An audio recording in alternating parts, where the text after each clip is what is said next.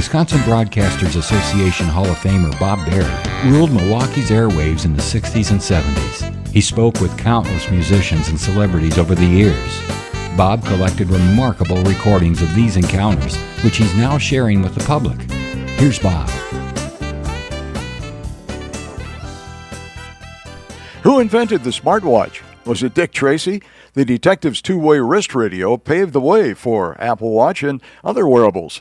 If you're not up to date on your cartoons, here's a little refresher. Dick Tracy made his debut in 1931 in a comic strip that still runs in some areas today.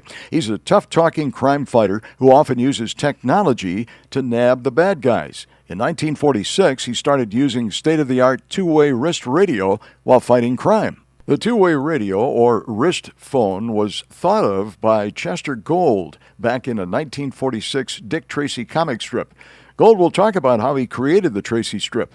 He'll also mention how he was way ahead of his times with electronic ideas, and reveal how much a newspaper paid for a comic strip back in those days.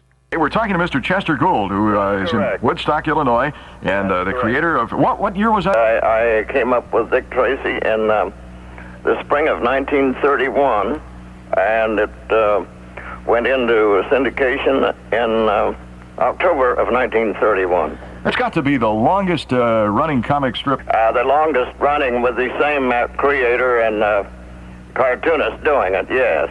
How did you get the idea to create Dick Tracy? It came as a result of trying to get an idea that was new and different in 1931. How do you keep up the interest to keep it in the newspapers?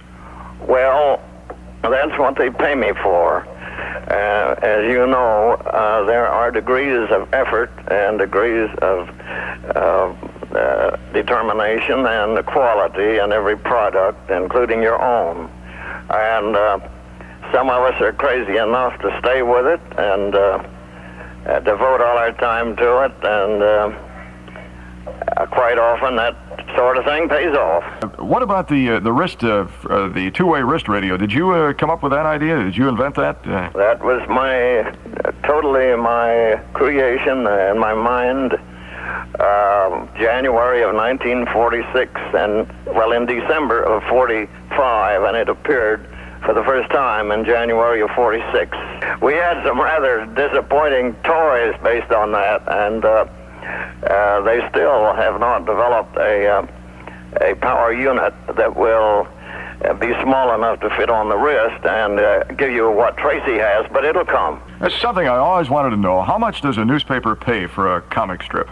Oh, if you're talking about the average all over the country, it'll run anywhere from $500 a week down to $5 a week for a very small village paper, you know. Do you think that Dick Tracy is going to change now with the changing times? Well, as far as human emotions and ideas that fascinate people pictorially in the cartoons, there has been no change, nor will there be any change. But as far as keeping up with styles and fads, I think Tracy has been well ahead of the heap with our two-way wrist TV and our closed-circuit show-up and our magnetic space cars and one thing and another.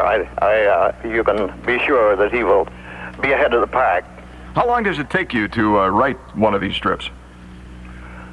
Well, I can't give you an answer on that either. Some days we get through in 3.5 days, and some days we put in 8 days a week. How many weeks ahead of publication do you have to have these ready? We're about 11 weeks ahead. Is that right?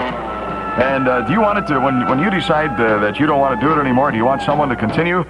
Dick Tracy? It's my hope that the very fine lads that work with me will carry this on. Dick Tracy, he's a good cop.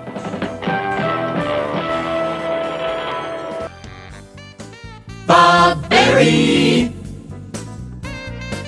Thank you for listening to Bob Berry's Unearthed Interviews. Be sure to subscribe and rate our podcast on iTunes or wherever you find your podcasts. You can find all the episodes at WisconsinBroadcastingMuseum.org. Check out Bob Berry's book, Rock and Roll Radio Milwaukee. Book sale proceeds support Angels Kids Fund and Donate Life Wisconsin. The preceding program was made possible by a generous contribution from Terry Vaughn.